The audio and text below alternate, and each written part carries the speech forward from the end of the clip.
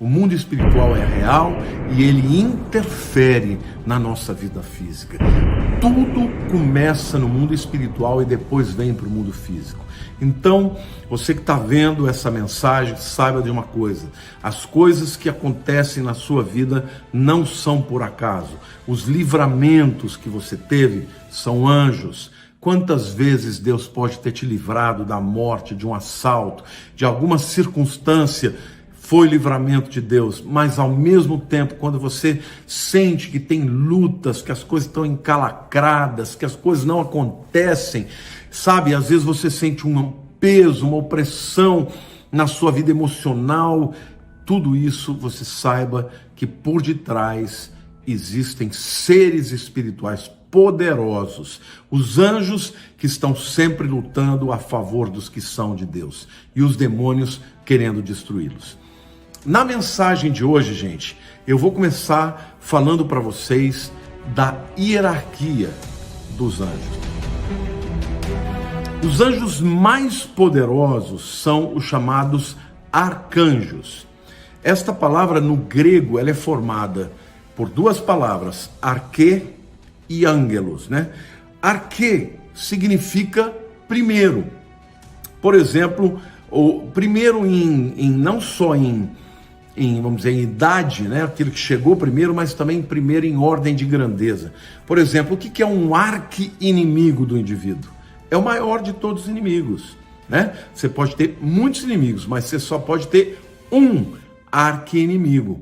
Então, arcanjo significa os anjos mais poderosos.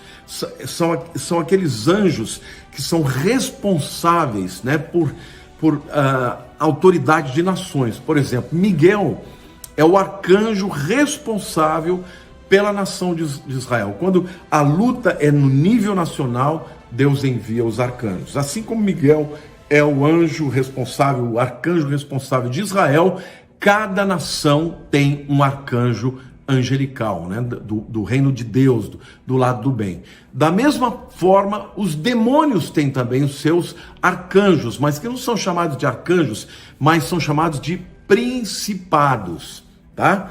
Principados, no grego é arquê, ou seja, lembrem daquele príncipe da Pérsia que impediu o anjo Gabriel de passar? Ele era um arcanjo, ou não era um arcanjo, na verdade ele era um principado, mas originariamente eles foram criados como arcanjos. Quando o indivíduo se virou, né, virou para o lado de Satanás, se rebelou, ele deixou de ser um arcanjo e virou um principado, mas são os anjos mais poderosos, tá?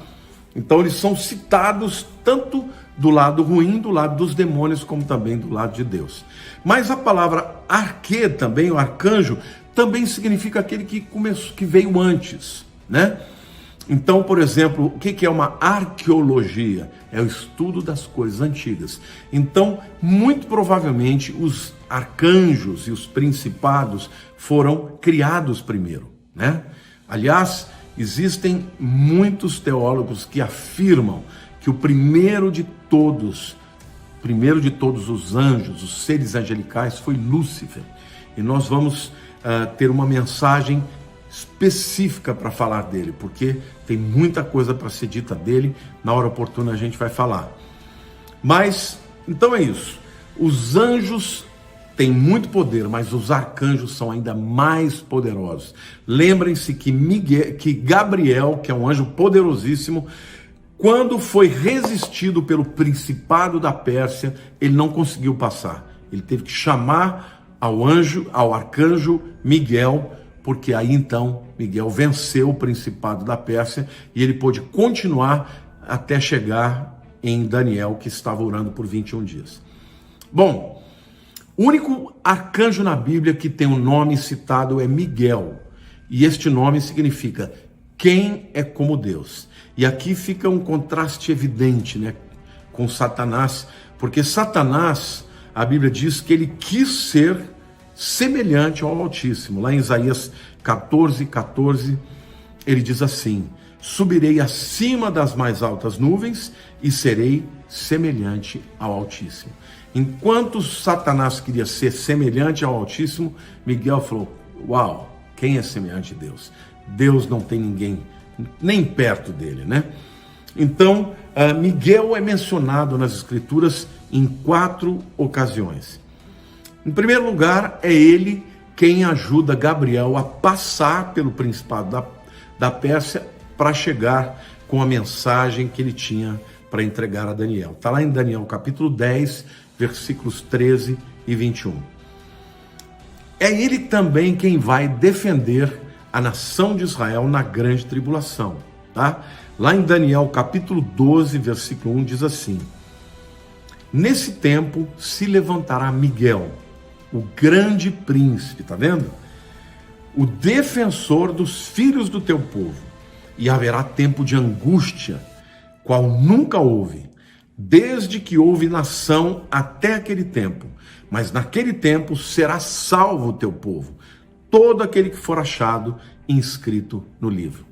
Então, na grande tribulação, Satanás só não vai conseguir destruir o povo de Israel, porque Miguel estará a seu favor. Aqui eu quero fazer um parênteses, gente. Os anjos do Senhor, eles nos protegem. Então, quando você tiver que enfrentar uma situação difícil, quando você vai para uma viagem, quando você tem uma empreitada, quando você tem que lidar com uma dificuldade talvez na sua família, peça a Deus a ajuda dos anjos. Porque os anjos estão aí para isso, gente.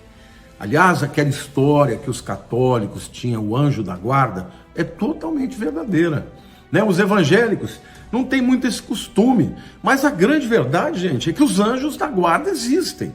Eu acredito que existem anjos com patentes diferentes e tem anjos cuja missão é guardar algumas pessoas, algumas famílias, não é? Então, aprenda a orar a Deus pedindo a proteção dos anjos, pedindo a intervenção dos anjos, pedindo que os anjos te acompanhem na sua viagem, nas suas empreitadas, no seu trabalho, porque os anjos, eles lutam por nós. A gente sabe que existem demônios, espíritos familiares que acompanham famílias para trazer maldição, para trazer luta. São os anjos que Deus usa para vencer essas batalhas e nos deixar em liberdade. Amém? Bom, a terceira aparição de Miguel nas Escrituras é quando ele luta contra Satanás por causa do corpo de Moisés. Está lá na carta de Judas, né? Versículo 9, Judas só tem um capítulo, versículo 9 diz assim: contudo, o arcanjo Miguel, quando contendia com o diabo e disputava a respeito do corpo de Moisés, não se atreveu a proferir juízo infamatório contra ele. Pelo contrário, disse: o Senhor te repreenda. Veja que é uma luta entre iguais, né? São dois príncipes poderosos. E a Bíblia diz que Moisés morreu, né? Quando Moisés morre, a palavra de Deus diz: Moisés, meu servo, é morto. Então ele morreu.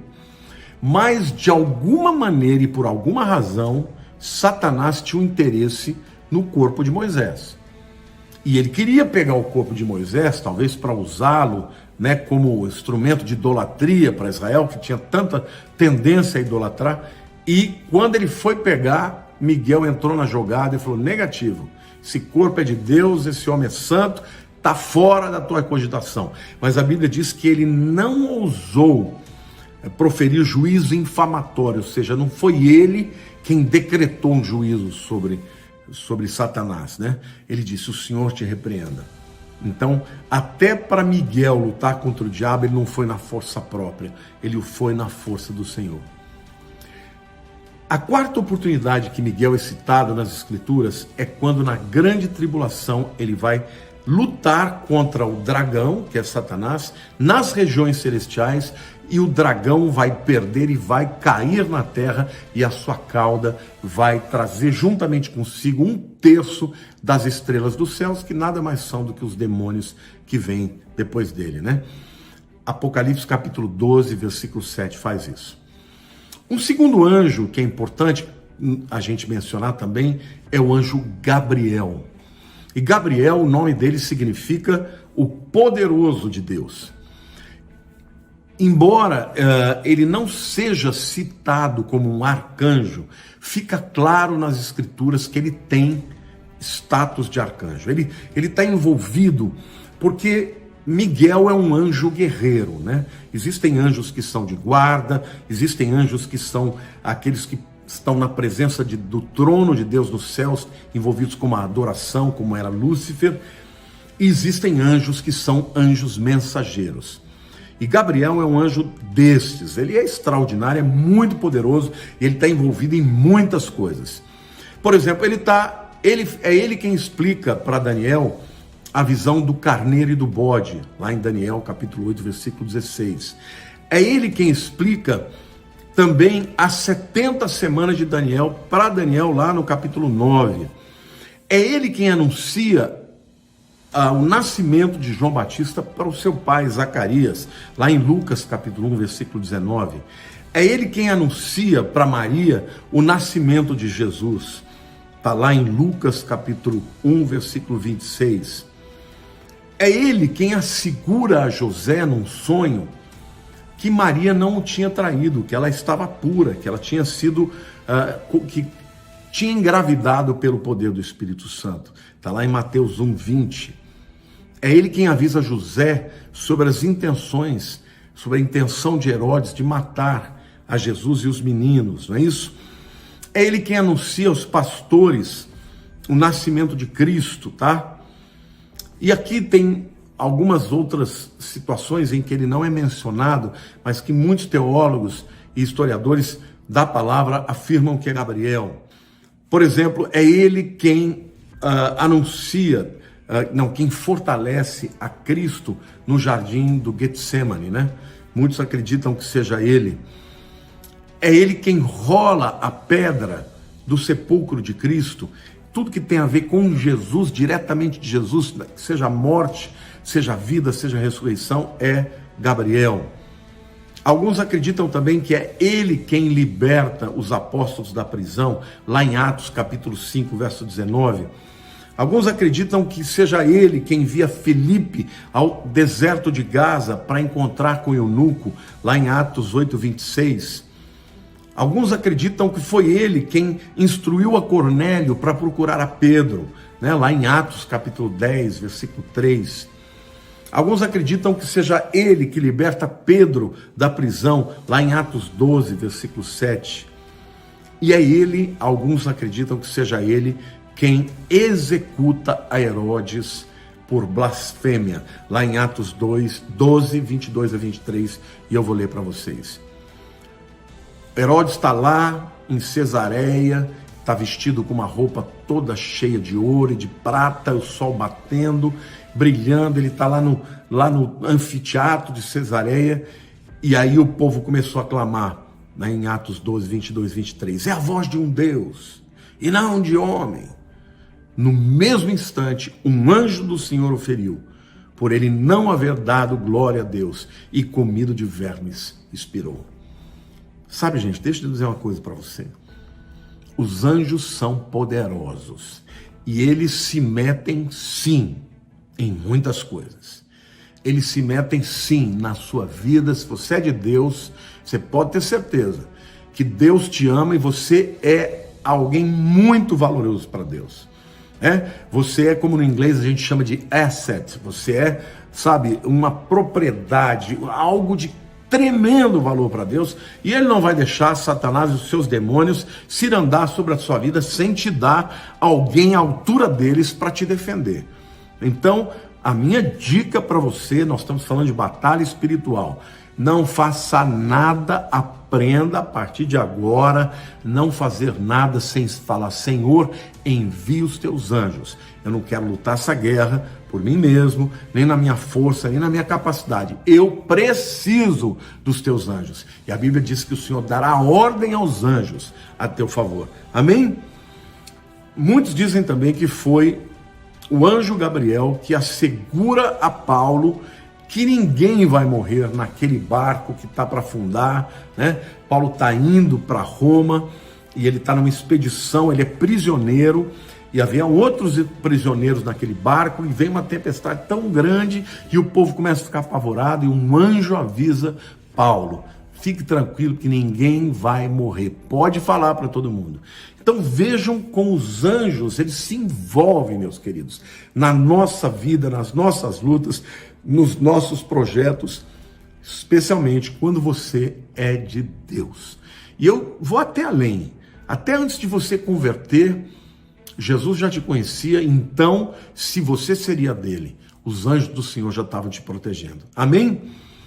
E eu creio também que é o anjo Gabriel quem vai tocar a última trombeta para anunciar o arrebatamento. Por que eu creio? Porque Gabriel é o anjo destacado para revelar tudo que diz respeito a Jesus. Sabe aquelas 70 semanas de Daniel? Dizem respeito a Jesus.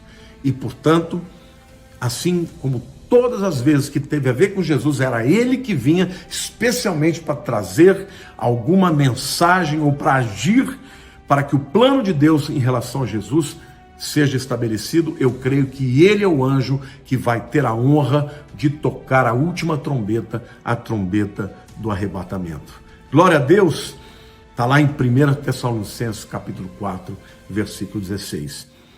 Eu quero terminar essa palavra dizendo: os anjos têm muito poder. Eles se importam com a sua vida. Deus se importa com a tua vida.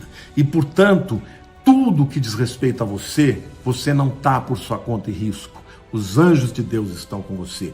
E eles estão aguardando uma ordem, um clamor. Eles estão aguardando que você ore a Deus, diga: Senhor, envia os teus anjos, que eles vão à minha frente, que eles vão na minha retaguarda, em nome de Jesus. Então, quando você estiver envolvido na obra de Deus, e quando a gente fala na obra de Deus, não é só quando você é um pastor, um pregador, um evangelista. Não, você pode ser um empresário, você pode ser um advogado, pode ser um médico, pode ser um jogador de futebol.